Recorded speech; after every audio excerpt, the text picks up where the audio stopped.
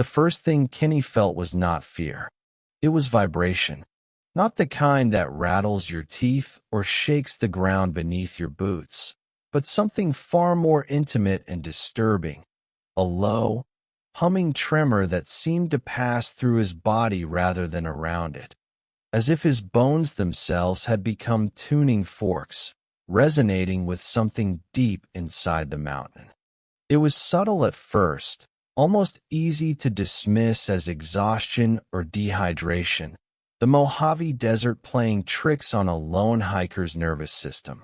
But the longer he stood there, the stronger it became.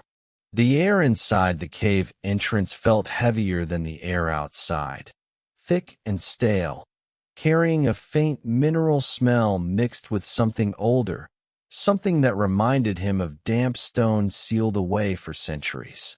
His skin prickled, not from cold. The desert night was still warm, but from a primal instinct screaming that he was standing in the wrong place. His heart rate climbed, each beat loud in his ears, syncing with that strange internal vibration until the two became impossible to separate. And then there was the shape. The cave entrance was unmistakable, carved into the rock face as if by deliberate design rather than erosion. Two sharp angles slanted inward, meeting at a precise point in the center, forming a perfect capital M. Not rough, not collapsed, perfectly defined, clean in a way that nature rarely allows, especially in a landscape as chaotic and unforgiving as the Nevada desert. Kenny had seen countless caves before. He had crawled through abandoned mines, explored forgotten trails, and spent years hiking alone through places where a single wrong step could mean death. Yet none of that experience prepared him for the overwhelming certainty that washed over him in that moment. The certainty that this place did not want him there. His body reacted before his mind could rationalize it. His legs stiffened, as if refusing to carry him forward. His palms dampened with sweat. The vibration intensified, spreading from his chest to his limbs, and for a fleeting second, he was struck by a terrifying thought. What if this isn't fear? What if this is a warning? Every instinct he possessed told him to turn around, to leave, to mark the coordinates, upload the footage, and never return. And yet, as he backed away from the cave, another feeling crept in, quieter but far more dangerous: irritation. Somewhere, miles away, strangers on the internet were waiting. People who had watched his videos, dissected his claims, mocked his experiences from behind glowing screens. People who had already decided that the M-shaped cave was a fabrication, a desert mirage exaggerated for clicks. As he walked back into the open desert, the vibration faded, leaving behind an eerie absence, like silence after a scream. He told himself he would come back better prepared. That fear was just the body's response to the unknown. That the cave was real, and he would prove it. Because here is the question that would ultimately seal his fate. A question that now echoes through comment sections and late-night forums years later. Would you ignore your instincts and go back, just to prove a stranger on the internet wrong? Kenny did, and the desert was waiting. Online, he was known as snakebitmgee. The name sounded playful, almost careless, the kind of username that suggested bad luck shrugged off with humor rather than fear. To the thousands of people who followed his YouTube channel, he was a solitary figure moving calmly through vast, empty landscapes. A man who seemed most alive when surrounded by silence, dust, and distance from other human beings. But behind the username was Kenny, a 47-year-old man who was anything but reckless. He was not a thrill-seeker chasing danger for spectacle, nor an amateur stumbling into places he didn't understand. Kenny had spent years hiking alone through the American Southwest, particularly the Mojave Desert, a place that punishes ignorance swiftly and without apology. He knew how to ration water, how to read terrain, how to recognize abandoned mine shafts hidden beneath innocent-looking rock and sand. He understood that the desert doesn't announce its threats, it simply waits. This was precisely why his story would later haunt so many people. Kenny had built a quiet reputation online as someone methodical and grounded. His videos were slow-paced and observational, often featuring long stretches of walking, natural sounds, and thoughtful commentary rather than flashy edits or manufactured tension. He documented forgotten trails, empty valleys, and the subtle beauty of desolation. Viewers trusted him because he never exaggerated. When something felt dangerous, he said so. Which made this different. The M-Cave video changed the tone of everything. When Kenny uploaded footage describing a strange cave formation that caused physical discomfort, vibration, unease, an instinctive urge to flee, the response was immediate and polarized. Some viewers were intrigued, even concerned, but many others were skeptical, dismissive, and increasingly aggressive. Comment sections filled with accusations. Fake, clickbait, just another abandoned mine. Others demanded proof, coordinates, a return trip with clearer footage. What began as curiosity quickly evolved into something darker. The internet has a way of turning doubt into challenge and challenge into provocation. Comments piled up, questioning Kenny's credibility, his experience, even his courage. Strangers who had never set foot in the desert told him he had imagined the vibration, that fear had gotten the better of him, that the perfect M was nothing more than coincidence and shadow. And slowly, subtly, the narrative shifted. This was no longer just about a cave. It became about reputation. For Kenny, who had spent years cultivating trust with his audience, the idea of being dismissed as dishonest or delusional gnawed at him. Not because he needed validation, but because the experience had been real. His body had reacted in a way he couldn't explain, and being told it hadn't happened felt like being told his own senses were unreliable. Ego is rarely loud when it appears. Often, it disguises itself as principle. He didn't argue aggressively in the comments. He didn't lash out. Instead, he did something far more telling. He decided he would go back. Not impulsively, not angrily, but with the quiet resolve of someone who believed the truth would speak for itself if given another chance. He told viewers he would search again, that he would document it properly, that he would prove the cave existed. What no one could see through the screen was the tension this decision created in his personal life. To his girlfriend, hiking was something Kenny had always done, something routine and controlled. He reassured her as he always had before. This was just another desert walk, just another video. But unlike previous trips, something had shifted. This time, it wasn't curiosity pulling him forward.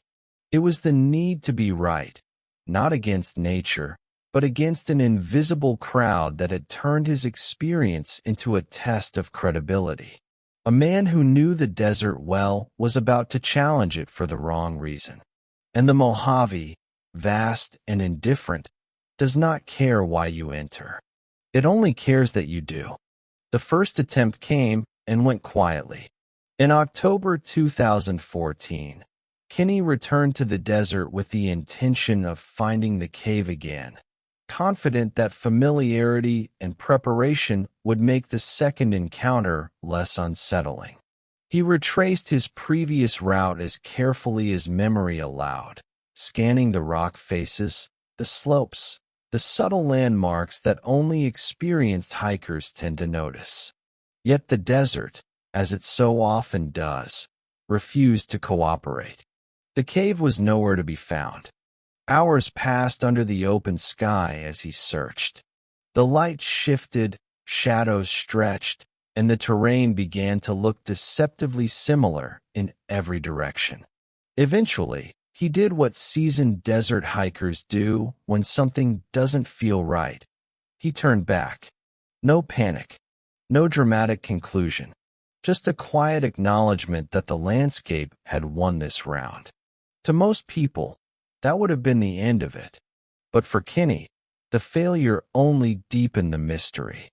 If the cave had been a simple abandoned mine or a common geological formation, it should have been easy to locate again. Instead, it had vanished as completely as if it had never existed at all. This inconsistency gnawed at him, reinforcing the belief that there was something unusual about that place. A month later, he tried again. On November 10th, 2014, Kenny set out alone once more, heading into a remote region of the Nevada desert not far from Nellis Air Force Base, an area riddled with old mining claims, restricted land, and terrain so treacherous that even a small misstep could prove fatal. The date itself would later become etched into online discussions, timelines, and missing person reports, the last confirmed day anyone saw him alive. This time, several details stood out. For one, he left his camera behind. For a man whose online presence revolved around documentation, this was deeply out of character. Kenny rarely went anywhere without recording equipment, especially on a hike directly tied to a controversial video. The absence of a camera suggested either supreme confidence that this was just another routine trip or a desire for privacy that had not existed before. Equally unsettling was what he didn't share. He told his girlfriend he was going hiking, as he always did, but he didn't specify the exact route or destination. No coordinates, no detailed plan. No estimated return time beyond what was typical for him. It was a small omission, one that seemed harmless at the time, yet would later complicate every search effort. When Kenny didn't come home, concern grew quickly. Days passed. Calls went unanswered. Messages remained unread. Eventually, authorities were notified, and a search began, limited in scope, constrained by the vastness of the terrain and the absence of precise information. The desert does not give up its lost easily, and without a clear starting point, even the most determined efforts can dissolve into guesswork. Then came the discovery. Kenny's cell phone was found in the desert, not discarded or damaged, but placed, deliberately positioned near the entrance of an abandoned mine shaft. It wasn't lying where someone might have dropped it during a fall or in a moment of panic. It was set down, almost carefully, as if meant to be found. There were no frantic messages on it, no final video, no explanation, just silence. To investigators, the phone raised more questions than it answered. Was it a signal? A marker? Or simply the last conscious decision of a man who knew he was heading somewhere he might not return from? The mine shaft itself descended into darkness, one of countless forgotten scars left behind by Nevada's mining past. Many such shafts are unmarked, unstable, and deadly, vertical drops hidden by shadow and time. Falling into one could mean vanishing without a trace, the body swallowed by depth and debris. And yet, something about the placement of the phone suggested intention rather than accident. Kenny had walked into the desert with purpose, and whatever he encountered out there, whether it was the cave, the terrain, or something else entirely, marked the end of the trail, leaving behind only a device, a question, and a silence that still hasn't been broken. When a man disappears without a body, without witnesses, And without a clear explanation, a vacuum forms, and into that vacuum rushes theory, speculation, and fear. Kenny's disappearance was no exception. In the absence of answers, people began to build narratives, each one attempting to impose order on something that felt profoundly disordered. There were three dominant explanations, each more unsettling than the last. The first was the rational one.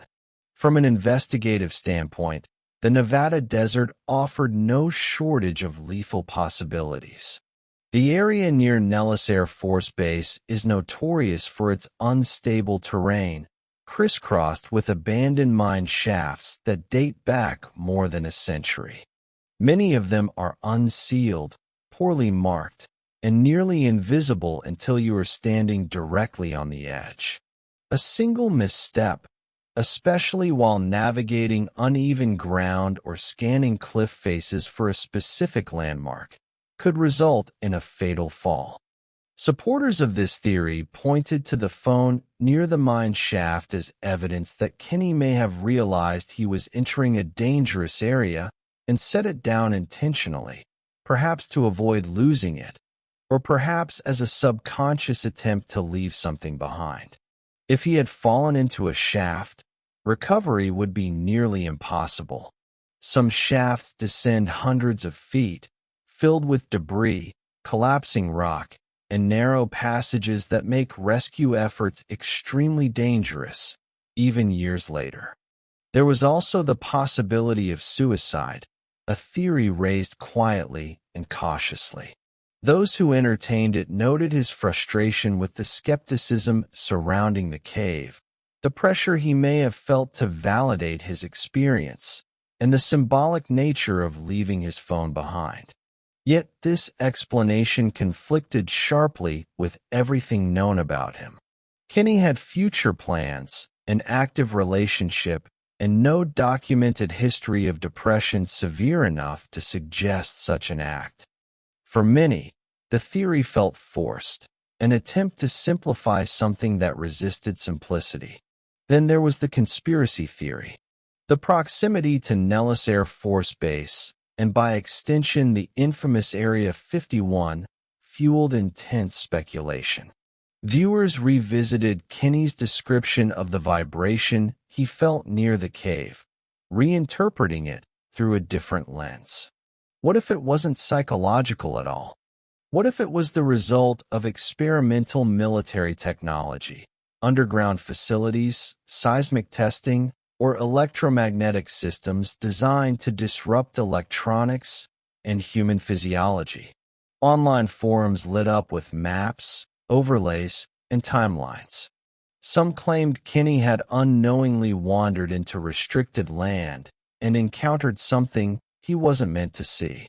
Others suggested he was detained, silenced, or worse. The absence of official statements addressing these rumors only amplified them, allowing imagination to fill in the blanks left by bureaucracy and classified silence. And finally, there was the supernatural explanation. This was the theory that drew the most ridicule and the most fascination. Those who believed in it focused on the cave itself. The perfect M shape, the physical reaction, the way it seemed impossible to find again, as if it appeared only once and then withdrew. Some described it as a natural portal, a place where geological forces created an environment hostile to human perception.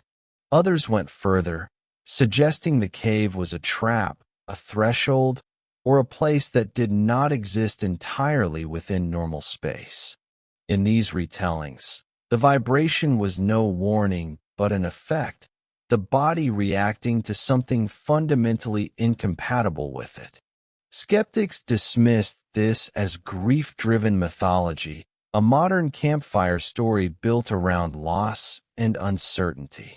Yet even they struggled to explain the totality of the circumstances.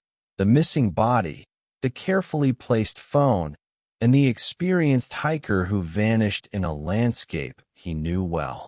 Each theory carried its own logic. Each one failed to answer everything.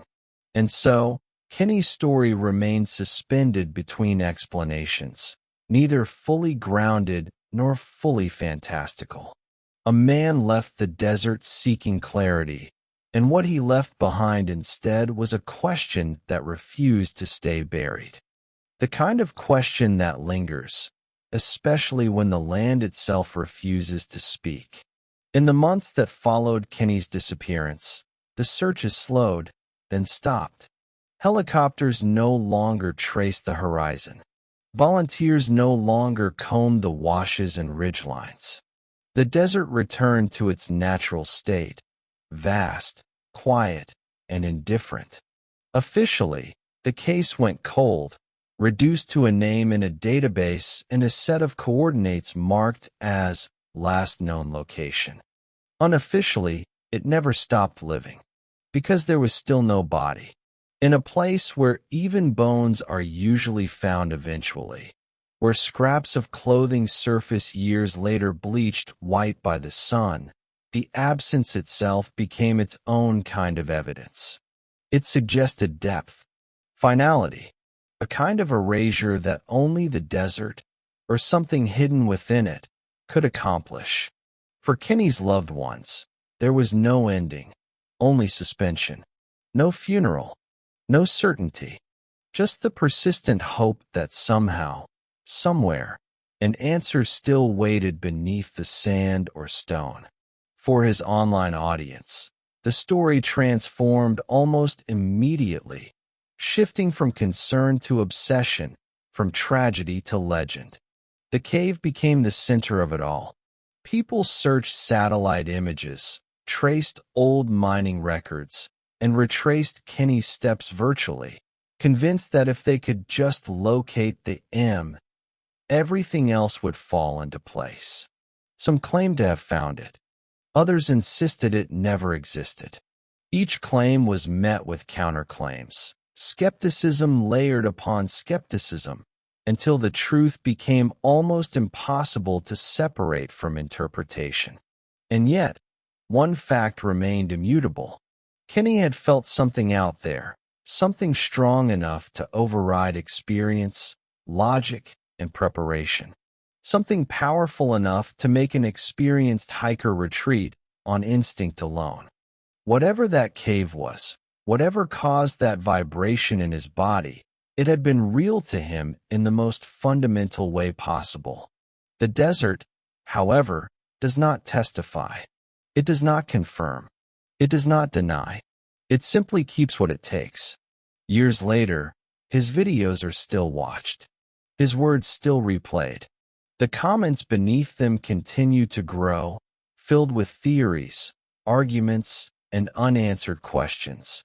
New viewers arrive without context, discover the story in reverse, and end up in the same place as everyone else, staring into a mystery with no resolution. Perhaps the most unsettling possibility is the simplest one, that the truth is mundane, brutal, and permanently inaccessible. That a man walked into an unforgiving landscape chasing certainty, and the landscape responded the only way it knows how. Or perhaps the cave was more than stone and shadow. Perhaps it was a boundary, not meant to be crossed, not meant to be understood, and Kenny found it at exactly the wrong moment in his life. So the story ends where it must, not with answers, but with a question that refuses to fade. Do you believe the M cave truly exists? Or was it a metaphor for something darker that Kenny was already carrying with him into the desert? Because until the desert gives him back, that question is all that remains. When the official searches ended, something else began. It didn't arrive with press conferences or search dogs or helicopters cutting across the sky. Instead, it surfaced quietly in browser tabs and comment sections, in late-night Reddit threads, and half-forgotten YouTube playlists. The disappearance of Kenny did not fade the way most missing person cases do. It mutated. Online, the story took on a second life. Viewers who had once passively watched his hiking videos now replayed them frame by frame, listening to his voice for cracks, pauses, or subtle changes in tone. Every sentence he had spoken about the cave was scrutinized. Every description of the vibration, every glance off camera, every moment of silence was treated like potential evidence.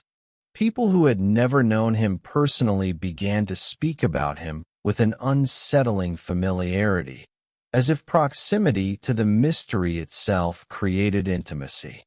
Some felt guilt. There were commenters who remembered challenging him, mocking the cave, daring him to go back. Years later, they returned under different usernames, leaving messages that read less like opinions and more like confessions. They wondered aloud whether pressure from strangers, from them, had nudged a man towards something irreversible. Others felt responsibility. A small group of amateur investigators emerged, people with backgrounds in geology, cartography, or desert hiking, convinced that the truth could still be found if enough data were assembled. They mapped Kenny's known routes, cross-referenced them with mining records, and overlaid satellite imagery with hand-drawn estimates of where the cave should have been. Their efforts were methodical, obsessive, and entirely unofficial. And then there were those who felt something closer to fascination. For them, the lack of resolution was not a flaw in the story, it was the point. Kenny's disappearance became a modern myth, a digital age warning wrapped in algorithms and autoplay recommendations. The desert was no longer just a backdrop. It was a character, vast and unknowable, swallowing a man who had tried to understand it on camera. Occasionally, someone would claim to have found new evidence. A blurred photograph of a cave entrance with sharp angles. A hiking blog describing strange physical sensations in a similar area. An old mining map with an oddly shaped tunnel marked and then crossed out. Each discovery ignited brief surges of excitement before collapsing under scrutiny, leaving behind only disappointment and deeper uncertainty. Yet despite the failures, people kept looking. Because Kenny's story had tapped into something universal. The idea that there are still places in the modern world where technology, experience, and confidence mean nothing. Places where a person can step across an invisible line and simply vanish, leaving behind no explanation strong enough to feel complete. The desert had taken Kenny's body, but the internet had inherited his absence, and it wasn't done with it yet. To understand how Kenny could vanish so completely, one has to understand the Mojave Desert, not as a location on a map, but as an environment that operates by its own rules. From a distance, it appears empty, almost forgiving. Wide open spaces, clear sidelines, a false sense of visibility that tricks the human mind into believing nothing can truly hide there. But that perception collapses the moment you step into it. The desert is a maze without walls, where every ridge looks like the last, and every valley erases the memory of how you entered it. Near Nellis Air Force Base, the landscape grows even more deceptive. The ground is scarred with remnants of Nevada's mining past, thousands of abandoned shafts, tunnels, and adits, many of them dug hastily and later forgotten. Some are vertical drops masked by shadows. Others are horizontal openings that appear shallow until they swallow light entirely. Over time, erosion softens their edges, making danger look ordinary, even inviting. For a solo hiker, these features are not just hazards, they are traps.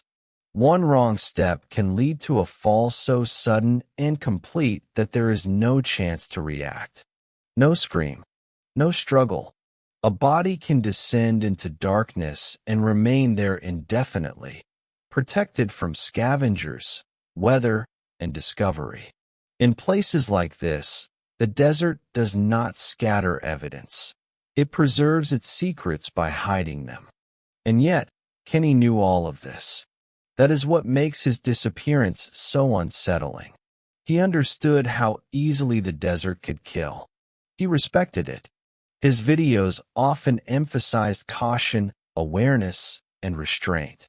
He was not the kind of person who wandered carelessly near unstable ground or ignored obvious warning signs. Which raises an uncomfortable question. If he didn't make a simple mistake, then what drew him closer? Some hikers describe a phenomenon that occurs in extreme isolation, a subtle cognitive shift brought on by silence, heat, and repetition. The brain begins to search for patterns, meaning, and landmarks where none exist. Time stretches. Sound distorts. The landscape feels less like a place and more like a presence. Under these conditions, intuition can become unreliable and confidence can quietly erode. If Kenny had been searching for the cave for hours, scanning every rock face for that familiar M shape, his focus might have narrowed dangerously. Fixation can make a person overlook threats that would otherwise be obvious. The mine shaft near which his phone was found may not have registered as a risk, only as a marker, a point of reference in an increasingly disorienting environment. But there is another possibility that refuses to be dismissed. That the desert didn't just hide what happened to Kenny. That it lured him. Not intentionally, not maliciously, but through the simple fact that it offers answers to people who are already searching for something. Validation, meaning, proof that their experience mattered. The desert is vast enough to absorb obsession and quiet enough to let it grow. If the cave existed, then it existed somewhere within this landscape, a landscape perfectly designed to erase both the seeker and the sought. And if it didn't exist, then the desert still accomplished the same thing. It took a man who believed he understood it and proved, one final time, that understanding is never the same as control. What kept pulling people back to Kenny's story was not just his disappearance, but the nature of the thing he was searching for. The cave was never described casually. In his original account, Kenny didn't speak like someone who had stumbled upon a curiosity or a mildly unsettling place. His language was careful, almost restrained, as though he were trying not to give fear more power than it deserved. And yet, beneath that restraint, there was an unmistakable tension. He emphasized the shape repeatedly, the symmetry, the unnatural clarity of the lines. In a desert dominated by erosion and collapse, the cave had looked intentional. That detail mattered. Geologists and experienced desert explorers pointed out that while angular formations do exist, they are rarely so precise, especially in older rock faces exposed to centuries of wind, heat, and seismic stress. A clean, capital M was not impossible, but it was improbable. And improbability, when paired with disappearance, has a way of inviting darker interpretations. What troubled people even more was how difficult the cave proved to relocate. Kenny had not wandered blindly when he first encountered it. He had noted landmarks, mentally tracked his route, and returned to what he believed was the same general area. Yet on subsequent hikes, the cave seemed to have evaporated. No similar formation. No partial match. Nothing that could convincingly be mistaken for the original entrance. This inconsistency sparked endless debate. Some argued that the desert simply shifted perception, that lighting, shadow, and angle could transform an ordinary rock face into something extraordinary under the right conditions.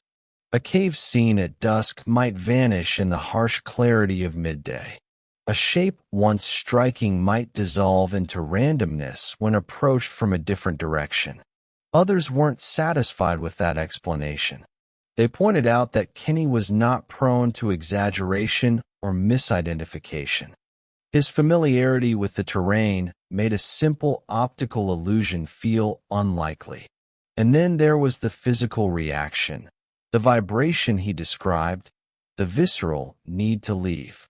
Hallucination did not explain why his body had reacted before his mind could process what he was seeing.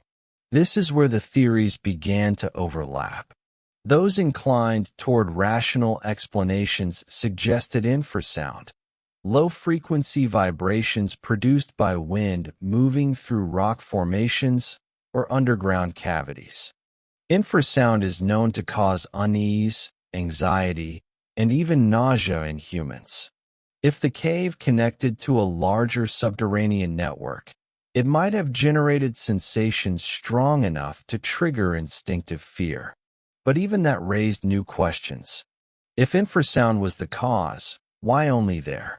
Why that shape? Why that precise location? And why couldn't it be found again?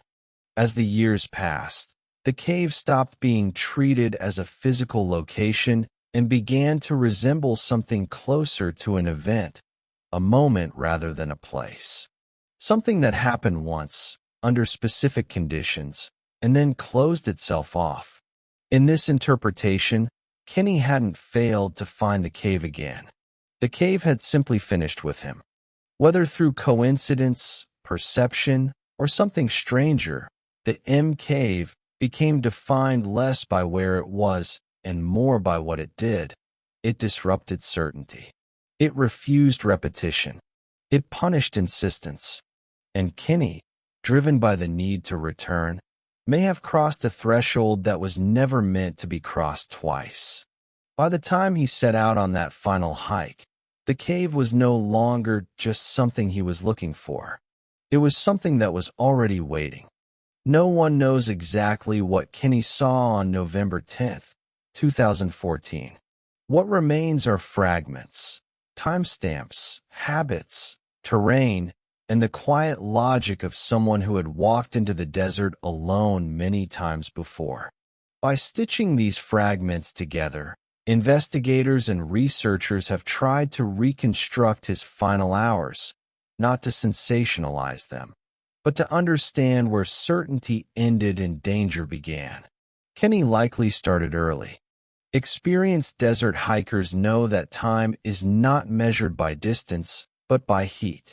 Morning offers clarity, manageable temperatures, and stable footing. He would have walked with purpose, conserving energy, scanning the landscape not as a tourist, but as someone searching for a specific anomaly. His pace would have been steady, his attention divided between navigation and recognition, looking not just where he was going, but what might appear. At some point, the familiar markers would have thinned out. The farther one moves from maintained trails and known paths, the more the desert becomes abstract. Hills repeat themselves. Valleys blur together. Orientation relies heavily on memory and instinct, both of which degrade subtly under prolonged exposure to sun and isolation. Even without panic, judgment can soften at the edges. This is where fixation becomes dangerous. If Kenny believed he was close, if a rock face or shadow triggered recognition, he may have adjusted his route without fully reassessing the surrounding hazards. Searching upward for a cave entrance means not always watching where the ground falls away. Near abandoned mines, this shift in attention can be fatal. The location where his phone was found suggests a pause. It was not thrown. It was not damaged. It was left behind in a way that implies deliberation. He may have stopped to assess the area, perhaps noticing the mine shaft, perhaps sensing risk. Setting the phone down could have been practical, a desire to keep it safe, or symbolic, a subconscious acknowledgement that he was about to step somewhere uncertain.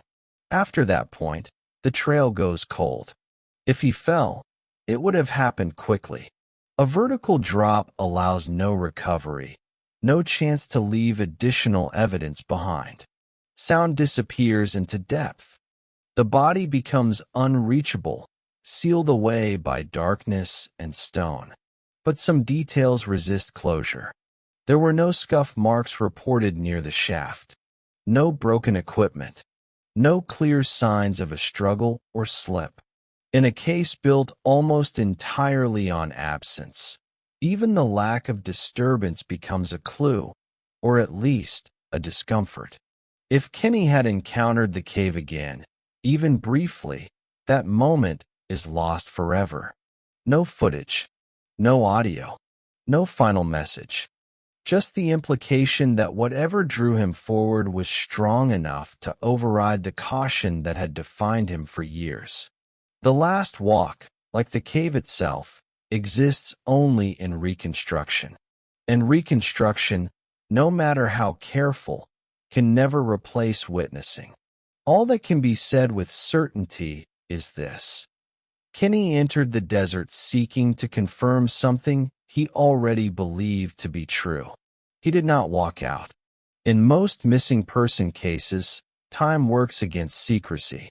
Footprints fade, but belongings surface. Clothing tears loose. Bones are uncovered by animals, storms, or chance. Even in harsh environments, the land eventually reveals something. A fragment, a trace, a confirmation that a life ended where the searchers suspected it did. With Kenny, that moment never came. Weeks turned into months, months into years. The desert remained unbroken, offering no accidental discoveries and no undeniable proof. Search teams found nothing beyond what had already been recovered. No backpack, no clothing, no remains. The silence that followed was not just unsettling. It was statistically unusual. The geography provides part of the answer. The region where Kenny disappeared is riddled with vertical spaces that effectively remove evidence from the surface world. Mine shafts can act like vaults, sealing everything inside them from weather, wildlife, and visibility. Some are so deep and unstable that even modern equipment cannot safely explore them. Others collapse inward over time, entombing whatever fell inside beneath tons of rock. In such places, disappearance is not dramatic. It is final. Yet even accounting for this, the absence still feels incomplete.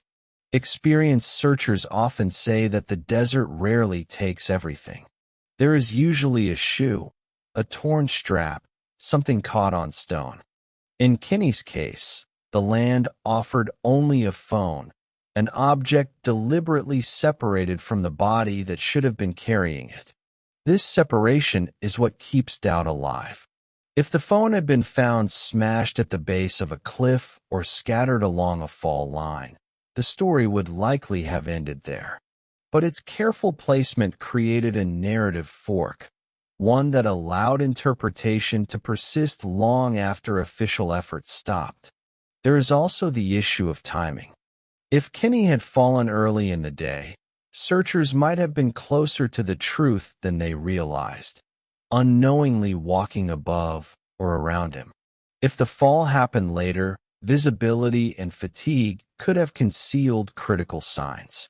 In either case, once the desert resets, once wind smooths disturbed sand and shadows shift, recovery becomes exponentially harder. Silence, in this context, is not emptiness. It is concealment. The lack of evidence does not prove conspiracy, nor does it confirm the supernatural. What it does is deny closure. It leaves the human mind suspended, unable to anchor the event to a clear cause. And when closure is denied, stories grow in the space it leaves behind. Kenny's disappearance became one of those stories not because of what was found, but because of what wasn't. A man went looking for a cave that might not exist. And in doing so, He vanished into a landscape uniquely capable of making that disappearance permanent and unanswerable. Once the initial searches ended, the story didn't fade, it metastasized. The internet, a place where every unanswered question finds a community, quickly transformed Kenny's disappearance into an ongoing investigation that spanned forums, YouTube comment threads, and Reddit boards.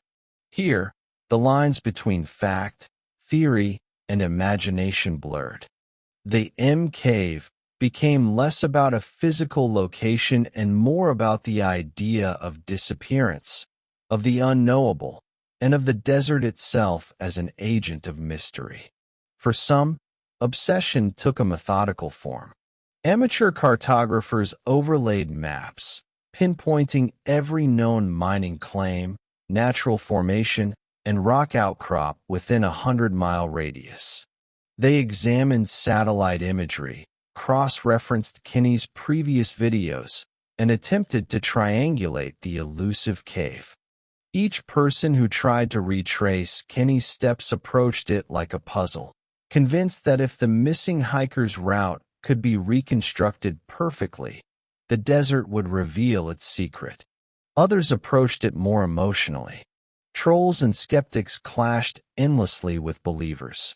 Questions of did he see something he shouldn't have, or was it just a hallucination, were debated fiercely, sometimes viciously. Commenters who had once ridiculed Kenny returned under new accounts, expressing a strange mix of guilt, awe, and fear.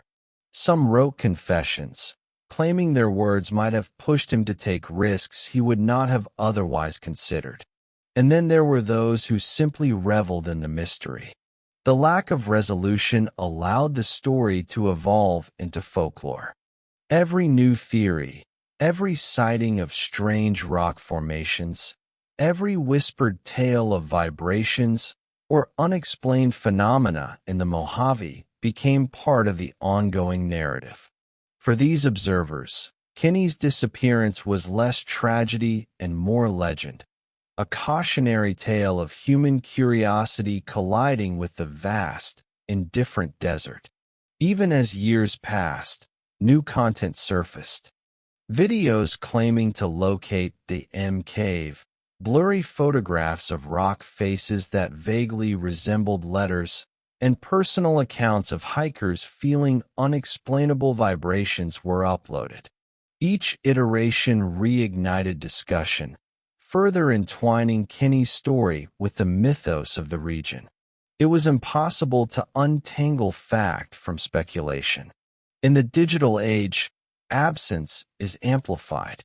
The desert had claimed Kenny's body, but the internet claimed his story.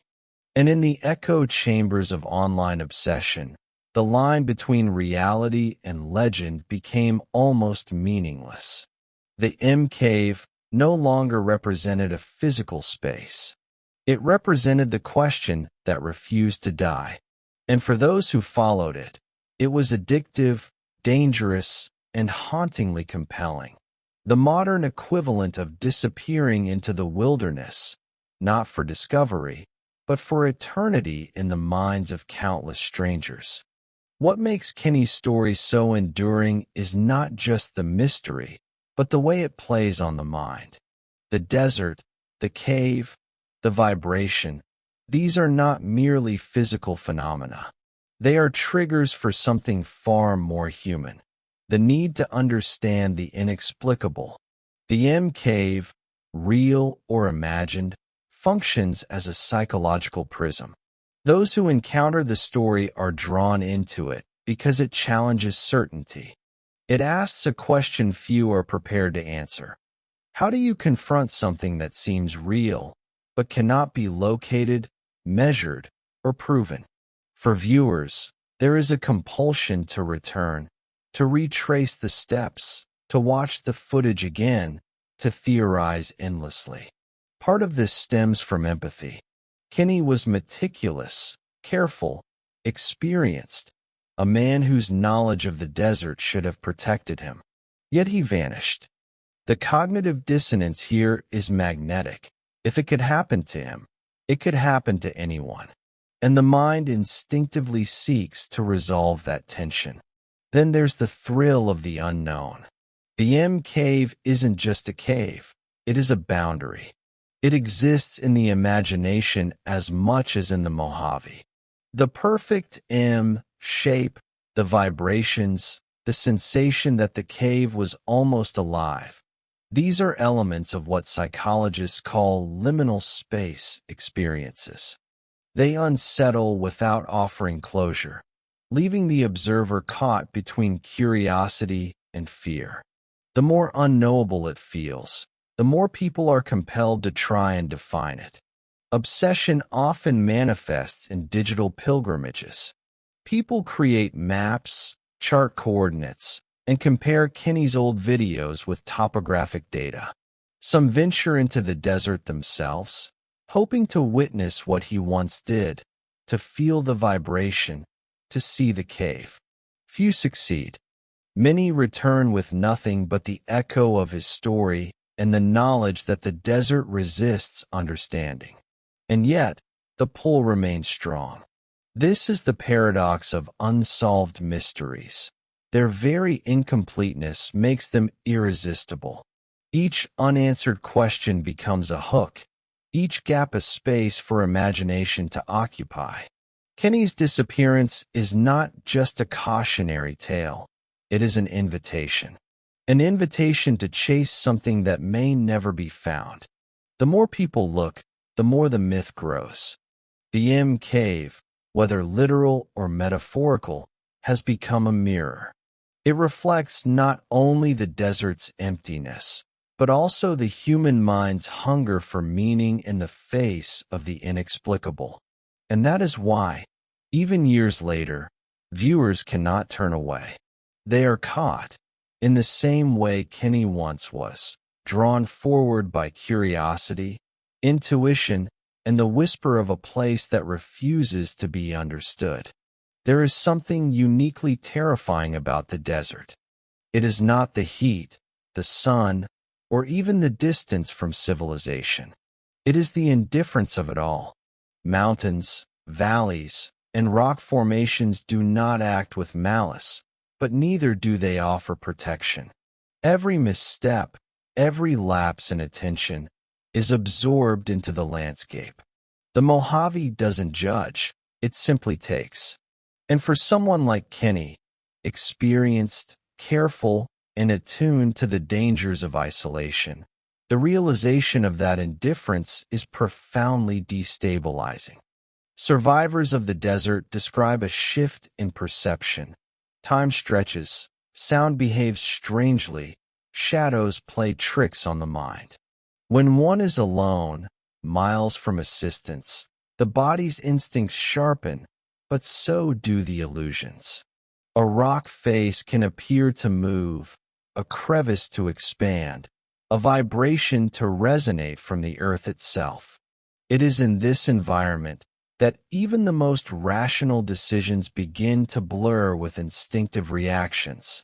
Kenny understood this. He had navigated these lands before.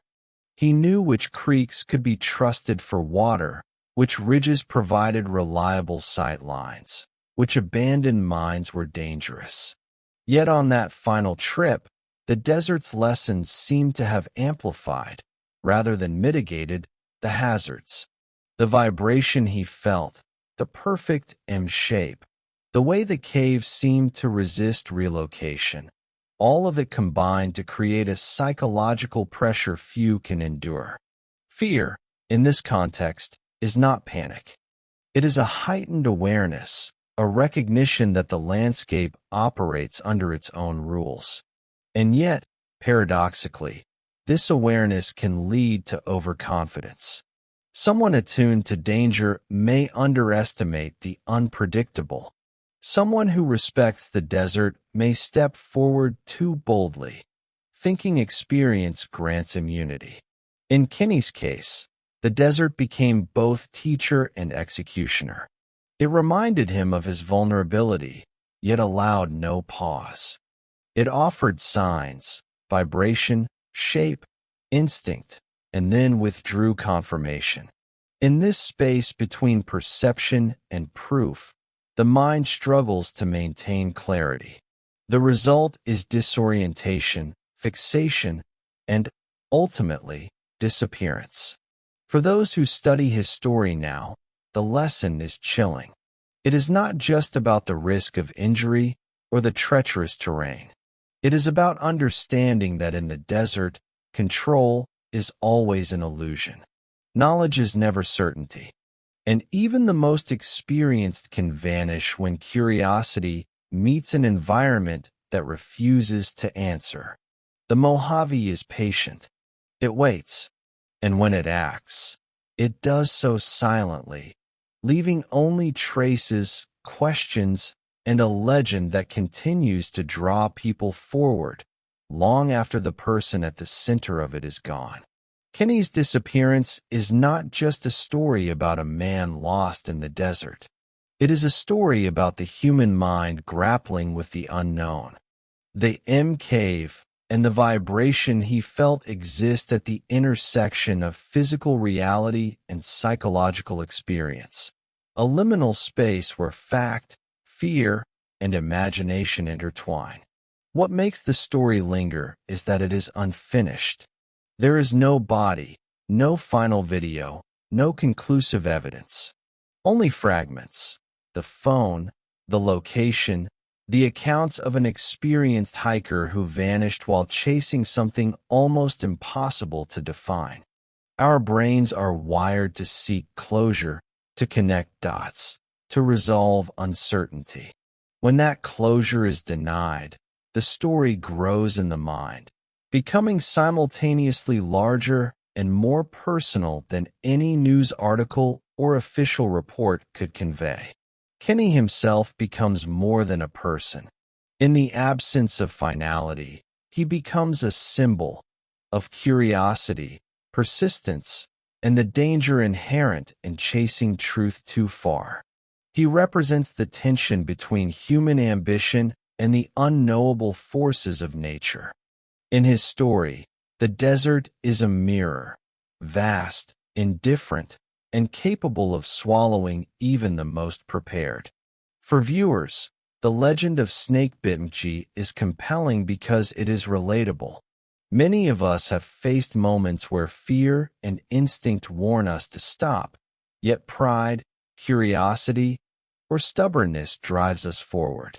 Kenny's experience crystallizes that moment, magnified against a backdrop where error is unforgiving and the consequences are permanent. The cave, real or imagined, remains elusive. It exists as much in the imagination of those who follow the story as it ever did in the Nevada desert. Every attempted expedition, every forum discussion, every YouTube video referencing his disappearance adds a layer, creating a digital age folklore that grows richer with each retelling. And that is the enduring power of the story. It is not the cave itself. It is not the desert. It is the human desire to confront the unknown, to insist on proof, and the inevitable realization that some mysteries are beyond resolution. Kenny disappeared because he followed something greater than himself, whether it was curiosity, compulsion, or fate. And in doing so, he left a question that refuses to die. A question that still haunts those who search. Does the cave exist? Or is it simply the echo of a man's confrontation with something darker, hidden both in the desert and within himself? Even now, years later, the Mojave keeps its secrets. And so does the story of snakebitmgee. If you want, I can immediately write part 15, the grand finale, tying everything together for the 70-plus minute narrative, with a cinematic climax and final reflection for YouTube viewers. Do you want me to do that next?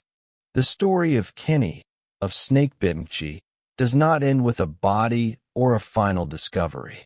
It ends in the quiet spaces between certainty and speculation, in the echoes of footsteps that no one can follow, and in the vibration that may have existed only for him, or perhaps for anyone who dares to approach the unknown. In the years since his disappearance, the story has taken on multiple lives. To some, it is a cautionary tale, a warning about curiosity, pride, and the unforgiving nature of wild landscapes. To others, it is a legend, a modern myth that thrives in the digital age, sustained by clips, images, discussions, and online pilgrimages. And to a few, it is a personal obsession, a riddle that must be solved, a question that cannot be left unanswered. Kenny himself remains absent, yet paradoxically present. He exists in every theory about the M cave, in every attempt to trace the desert paths he once walked, in every discussion of that strange vibration, in every person who has wondered what it feels like to confront something completely inexplicable. His life, his skills, his preparation, all amplify the mystery, because if he could vanish, what chance does anyone else have? The desert, meanwhile, endures as it always has, vast, indifferent, eternal. It keeps its secrets in the wind-carved canyons, in the abandoned mines, in the shifting sands. It swallows evidence, hides trails, and erases certainty. It does not act with intention, yet it wields the ultimate authority over human curiosity. And in the Mojave, some forces are simply beyond comprehension. Perhaps the most haunting aspect of Kenny's story is the lesson it leaves behind, that human curiosity, when combined with obsession and pride, can carry us beyond the edge of survival. That experience and preparation are sometimes insufficient when confronting something that is fundamentally unknowable. That the boundary between courage and recklessness is fragile and sometimes invisible until it is too late. And yet, there is something profoundly human about that very curiosity. Without it, there would be no stories to tell, no legends to share, no questions to echo across time and space. Kenny's disappearance reminds us that seeking truth is a noble endeavor, but one that may demand more than we can endure.